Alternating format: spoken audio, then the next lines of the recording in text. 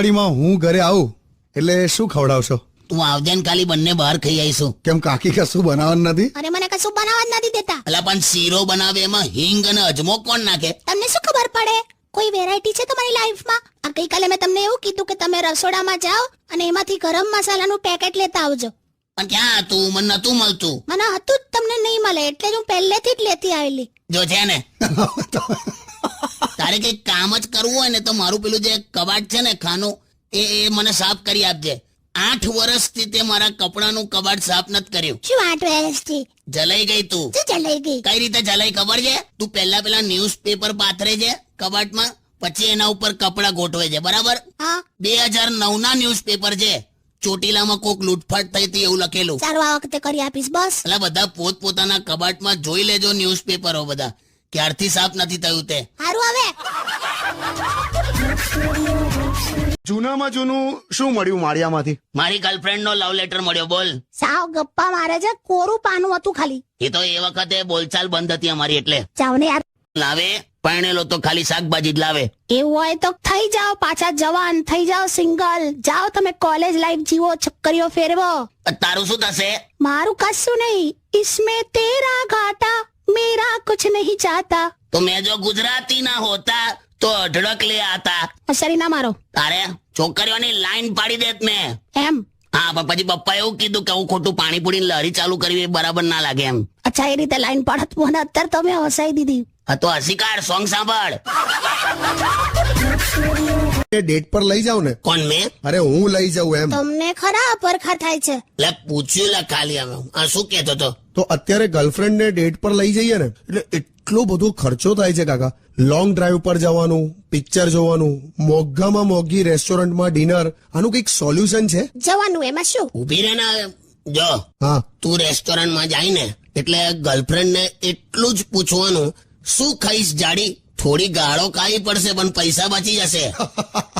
પણ આ લગન પૂરતું જ કે એકવાર લગન થાય ને પછી તું એને જાડી કે કશું બી એ ખાવાની એટલે ખાવાની જ. હા, લાઈવ ઉદાહરણ બેઠું છે. પણ એ સાંભળ, હવે તું થોડું વજન ઉતાર હા, ને તો દેશી ઘીના ડબ્બા પર તારા ફોટા છપાશે. પણ તો પછી મને ડેટ પર લઈ જાઓ ને, મસ્ત મોંઘી જગ્યા લઈ જાઓ. ચાલ પેટ્રોલ પંપ જઈએ. એમાં હું આવા કોચરા વેડા કરો છો? એ કોચરો કે મને કોચરો કે તું? તો શું? તું અલગ અલગ જગ્યાએથી શાકભાજી નથી ખરીદતી? એટલે શું ખબર ના પડી? અલગ અલગ જગ્યાએથી એટલે એ ખબર નહીં, આ અલગ અલગ જગ્યાએથી શાકભાજી ખરીદે છે. એનું રીઝન છે.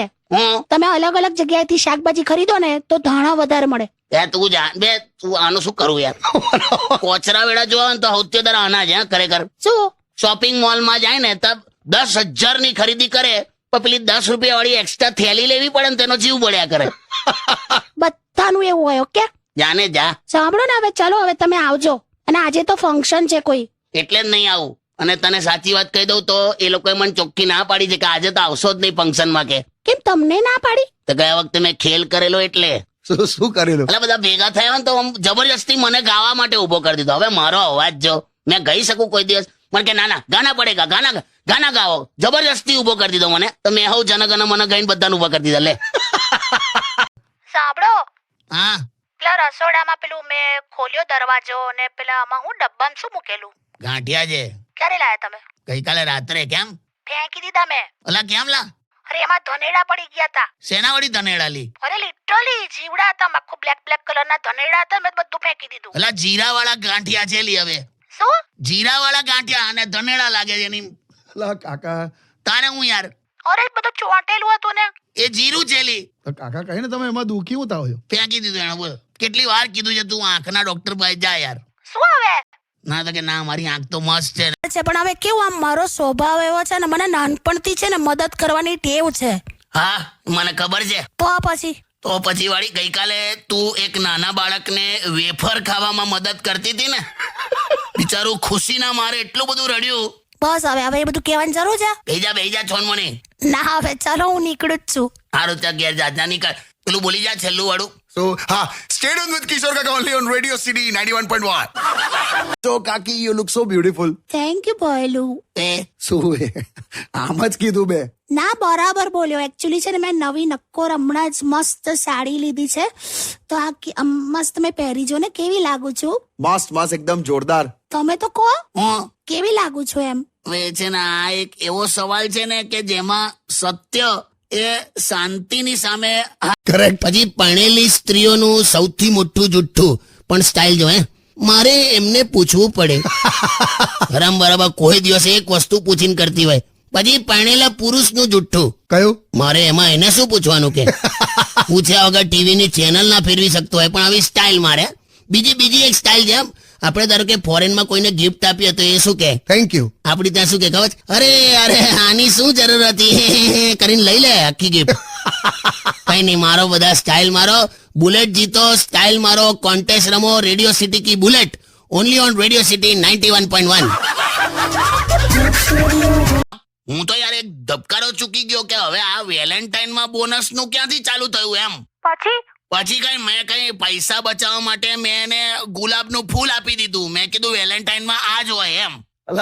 તો હું કરવાનું? પણ યાર તમે પણ ખરા છો ને અત્યારે વેલેન્ટાઇન ના દિવસોમાં ગુલાબ અપાય તો હું કરું લીપન પૈસા બચાવવા કર્યું. હવે એમાં એ શું સમજી હશે મને ખબર નથી. અત્યાર સુધી મને બેન બેન બેન કહેતી હતી, આજે સવારથી મને દીદી દીદી દીદી કરે છે.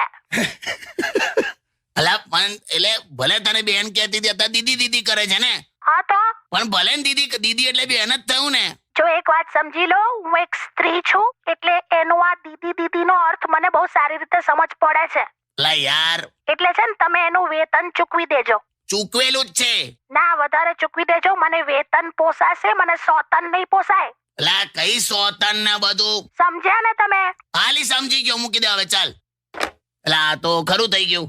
એટલે આવા કેવા ફાલતુ બધા જોક પણ આવે જ સારા નહીં. મને પણ એવું જ થાય છે પણ છે ને બંદૂક સરળતાથી મળતી નથી એટલે બસ. તું બહુ બોલીશ નહીં આવે સેજ વેલ્યુ રાખ મારી. પોતું તો હું મારું છું. શું વાત કરો છો? એટલે હું નથી કહેતી એમને પોતું મારવાનું. એમાં છે ને અમારી જે નવી કામવાળી આવી છે ને થોડી કામ બ્યુટીફુલ છે તો એને હેલ્પ કર્યા જ કરે છે દરેક કામમાં. એમાં ને એમાં પેલી બધું કામ એમની પાસે કરાવી લે છે. બોલ પણ મસ્ત છે હા લુચ્ચી. બસ હવે ચાલો ઘરે. હજુ તો આમ મારે પેલી સાડીઓનું સેલ લાગ્યું છે ને ત્યાં થઈને જવાનું છે. બીકોઝ યુ નો 5 રૂપિયામાં સાડી, 10 રૂપિયામાં તો ભરે સાડી મળે છે. બોલ બે સાડીના ભાવ નથી, સાડી ધોવાના ભાવ છે. લોન્ડ્રીની દુકાન છે. હું લી કઈ નહીં, નીકળો તમે લોકો અને શાંતિથી જજો. હા અમે આ ફર્સ્ટ ચલાવતા જ નથી. એટલું સ્લો ચલાવે છે ને કે ચાલુ સ્કૂટરમાં મચ્છર કરડી જાય. તે તું જો તો હવે કેવું ફાસ્ટ ચલાવું છું. પેલા મ્યુચ્યુઅલ ફંડ ની એડવર્ટાઇઝમેન્ટ નું એનાઉન્સમેન્ટ થાય એવું. જય શ્રી કૃષ્ણ. પણ કાકી બ્યુટી પાર્લરમાં એકદમ આમ શું કામ? એટલે વેકેશનમાં કશે જવાના છો શું? હું કશે નહીં, ખાલી મારા પિયર જવાની છું અને આ કશે જવાના છે. ક્યાં જવાના છો તમે? એ તો ખાલી 2 દિવસ પાટણ જવાનો છે. તમે પાટણ જવાના છો? વાવ! છેલાજી રે મારે હાટુ પાટણ થી પટોળા મોગલાવજો. એમ એ પટોળા કેટલા મોંઘા હોય ખબર છે? કેટલા? 50,000 થી શરૂ થાય 10 લાખ સુધી મળે છે. કેટલા મોંઘા આવે છે? તારે છેલાજી છોલાઈ જાય ખબર આમાં. પટોળા પીએફ ના હથોડા વાગે. બહુ તમે તો ટેન્શન ના. ચાલ મસ્ત સોંગ વગર ને પહેલું. તમારો અવાજ તો પેલો ફાટેલા બંબુ જેવો છે. યુનિક અવાજ છે. યુનિક. હોશિયારી ઓડકાર ફસાઈ ગયો એવો. એ જે હોય પણ છે ને તમે છે ને આ થોડું પેટ ઉતારો યાર. બહુ વધી ગયું છે. કાપ્યા વગર તડબૂચ ગળી ગયા હોય એવું. એ આ 23મીએ ફેસબુકની ઓફિસમાં તમને બધા જોશે ને સવારે મુંબઈમાં. બાપરે કેવા લાગશો. ઉતારું છું લી આવે. પણ ક્યાં એટલું બધું પેટ છે કાકી? છેલા છે. આ ગઈકાલે અનુભવ થયો. બાઇક લઈને પેટ્રોલ પંપ ગયો. મારું પેટ એટલું બધું બહાર આવી ગયેલું ને ટાંકી પર. તે પેલો એવું બોલો કે કઈ ટાંકીમાં નાખું. અલા પછી મેં આમ અંદર આમ ઊંડો શ્વાસ લીધો. પેટ અંદર ગયું ત્યારે બાઇકની ટાંકીનું ઢાંકણું દેખાયું. હારું આ પેટ કેમનું ઉતરે યાર? હું કહું તમને, તમે છે ને રોજના હવે 3 ઈંડા આપવાનું ચાલુ કરી દો તો 2 મહિનામાં ઉતરી જશે. વે પોલ્ટ્રી ફાર્મ મેં મરગી જવું. મસ્તી કરે. ગુબ્બો માર દઈશ પેટમાં. પેટમાં ના મારતા યાર. સવારે નાન ખટાઈ ખાધી છે, તૂટી જશે. જો ને કેવા જવાબ. 2 દિવસથી કાકી કથામાં જાય છે. તે જાયેલા. અરે આવતા નથી. બાકી એટલું સરસ બોલે છે ને મહારાજ. શું કે મહારાજે એક બહુ સરસ વાત કરી કે આપણા અંદરનો જે અવાજ છે ને હા એ લોકોને સંભળાય તો લોકો તમારી સાથે જોડાય. હું આપણા અંદરનો અવાજ લોકોને સંભળાય ને તો લોકો તમારી સાથે જોડાય. એવું ના હોય. શું ના હોય? આપણા અંદરનો અવાજ લોકોને સંભળાય એટલે હું શું નસકોરા. બે જાવ ને હવે. એ જ થયું ને, આપણા અંદરનો અવાજ લોકોને સંભળાય એટલે નસકોરા. જો સંભળાય તો લોકો તમારી સાથે જોડાય ના, તમારાથી છૂટા પડી જાય. બે છે ને તમે તમારું લોજિક તમારી પાસે રાખો યાર. પેલા મહારાજનું ને તમે ક્યાં તમારું બધું ગોઠવો છો? એટલે તમે જાઓ કથામાં. મેં તો ઘરે જ અનુભવ કરી લઉં છું આનો, કેમ કે મહારાજની કથા હોય કે પત્નીની વ્યથા હોય એ એક જ જેવી હોય. કશું સમજ ના પડે તો ધ્યાન દઈને હોંભળ્યા કરવાનું બસ. હટ!